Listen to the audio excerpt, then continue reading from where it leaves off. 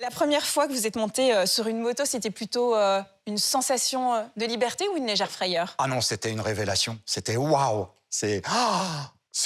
C'est ça mon truc, quoi. Vous aviez quel âge? J'avais 10 ans. Les motos anglaises, à l'époque, avaient des performances extraordinaires. Elles étaient légères, elles étaient puissantes. Elles ont conquis la jeunesse américaine et elle a surtout attiré l'attention des stars. On connaît tous Marlon Brando dans L'équipe est sauvage avec son blouson noir et sa triomphe. On connaît évidemment Steve McQueen Dans La qui Grande a été Évasion. dans La Grande Évasion et qui est une emblème pour la marque. L'Asie devient un très gros marché pour les constructeurs de motos, notamment l'Inde. Le futur de la moto, il n'est pas en Europe. La croissance du marché, clairement, aujourd'hui, elle est en Asie.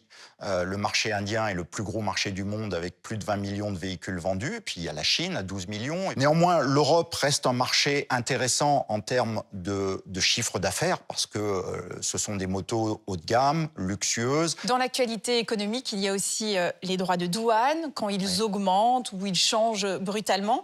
Qu'est-ce que ça change très concrètement pour vos prix et vos ventes? C'est assez catastrophique. Aux États-Unis, le prix, les taxes sur les motos a augmenté fortement ces dernières semaines.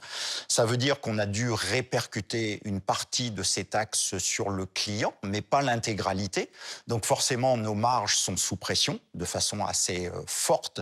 Et a contrario, le consommateur américain voit le prix des motos augmenter et on voit que la demande est déjà en train de chuter. Harley-Davidson s'est lancé dans l'électrique. C'est un échec, il faut le dire. Dans la moto, on a l'impression que l'électrique ne prend pas vraiment. Comment vous l'expliquez? La moto performante, la moto haut de gamme, aujourd'hui en électrique, c'est compliqué. On ne sait pas faire. L'équation entre le prix, le niveau de performance et l'autonomie est quasiment insoluble. Comment Donc, est-ce que vous voyez l'électrique s'imposer dans la moto? c'est clairement pas dans les 5 prochaines années. Quand la technologie n'est pas au rendez-vous et ne permet pas d'avoir le niveau de prestation attendu par le client, évidemment, la demande est absente.